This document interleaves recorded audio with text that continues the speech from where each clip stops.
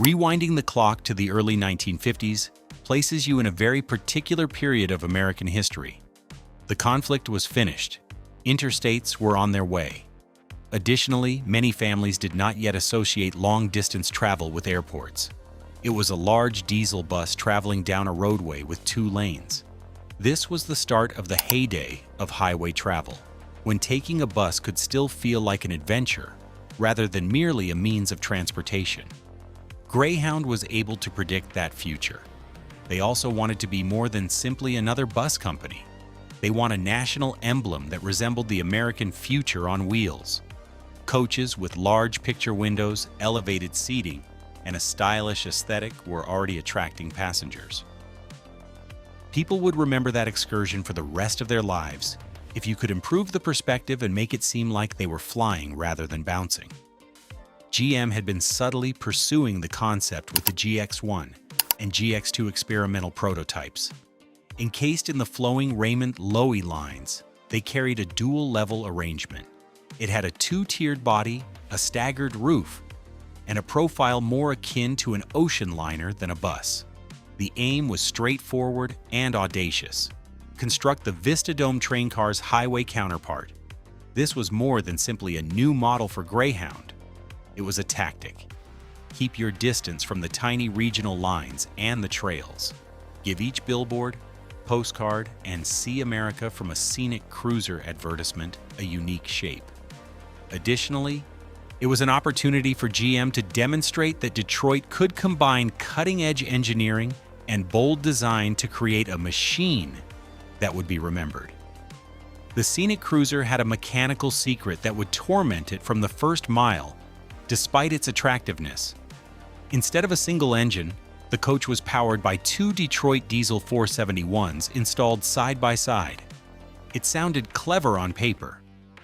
Greyhound's desired horsepower was produced by a combination of small, light engines. In reality, it produced a powertrain that was unmatched by anything the industry has ever attempted to maintain. The output of the 2 engines was combined by a unique gear train and a fluid coupling before being sent into a 3-speed gearbox with an extra split range. Yes, it was intelligent, but it was also difficult, delicate, and unyielding.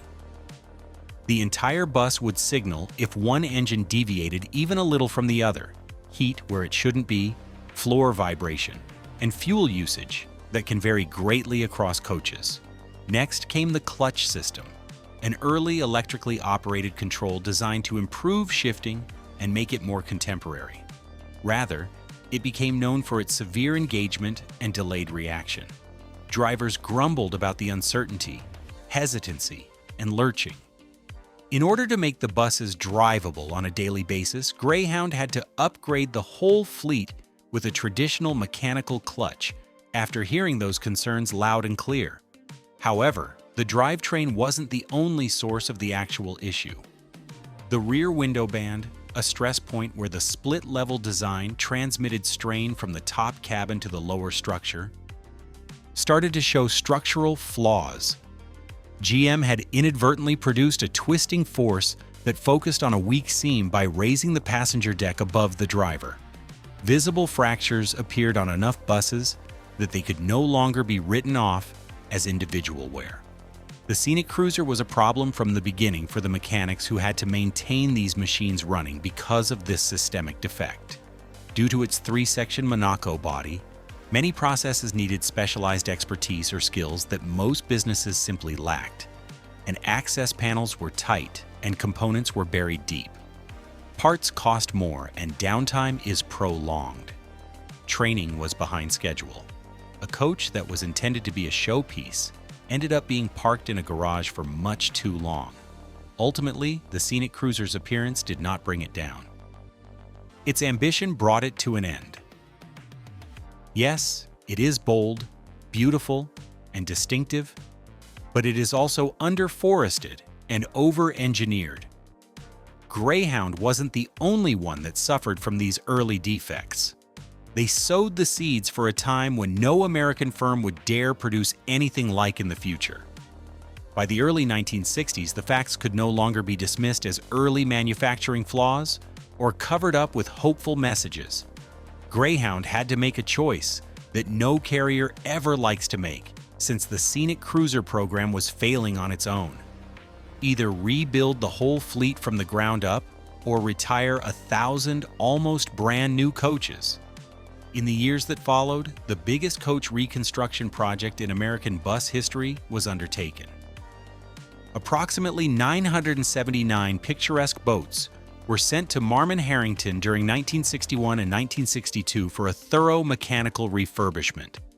The redesign's core was radical, yet essential.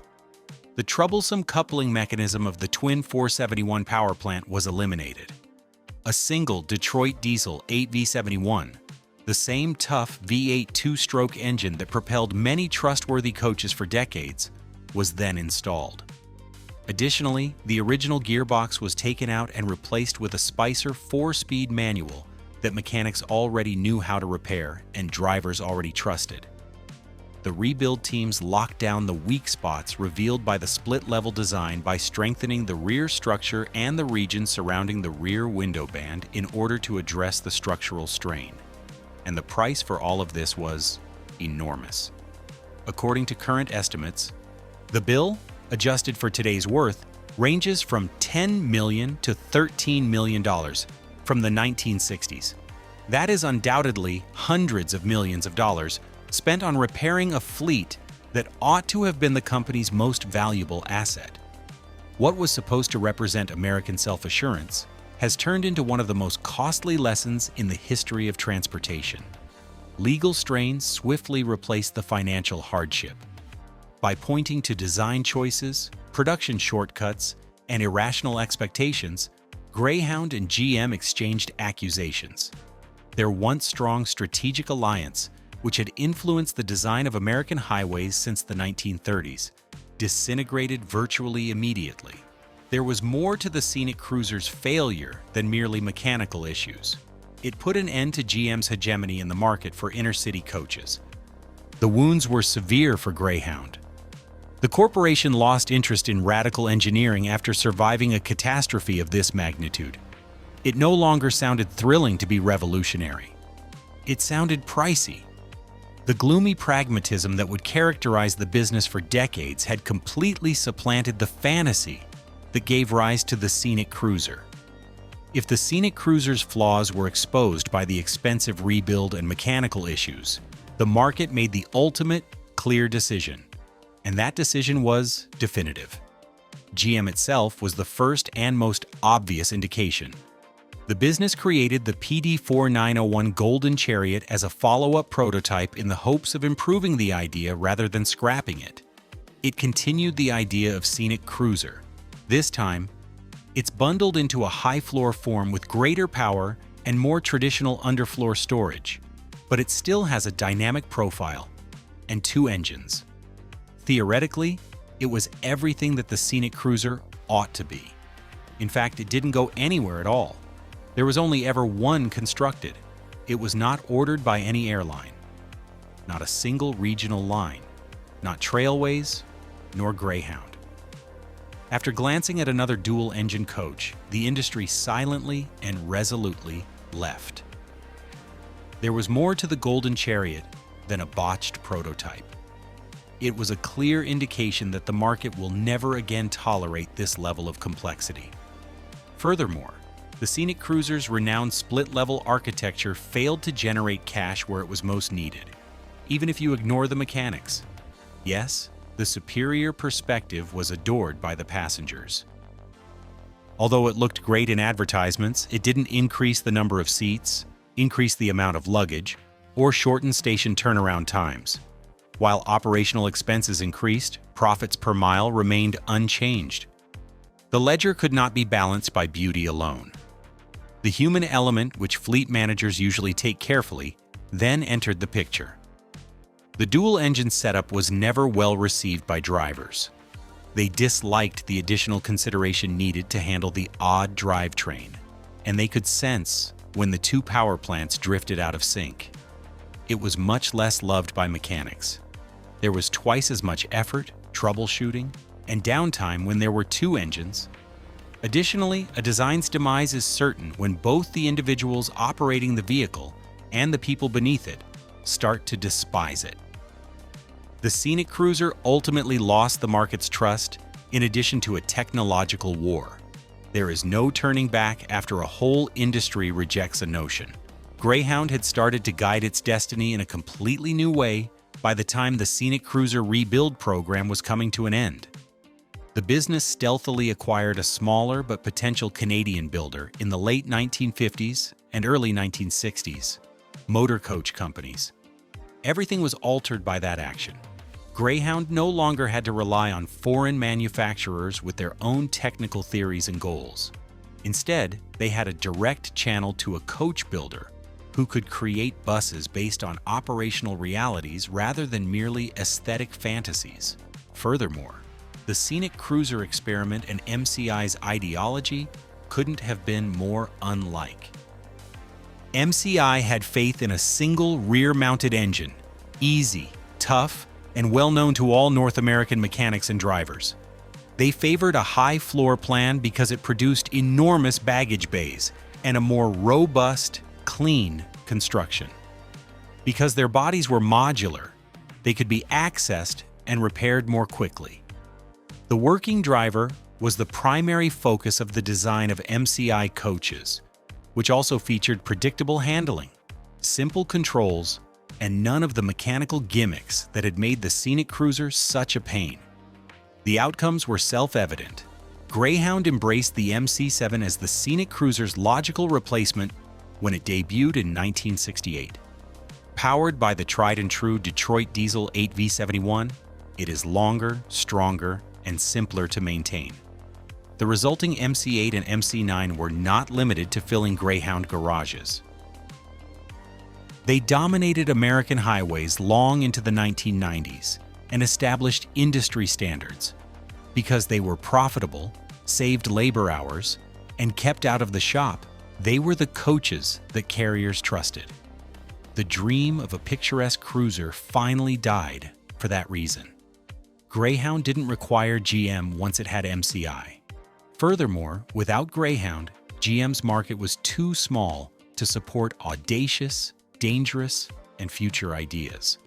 By need or choice, the whole industry changed to a simpler, less expensive, and far more dependable form. There was just no space for another Scenicruiser in a world where efficiency and uptime are paramount.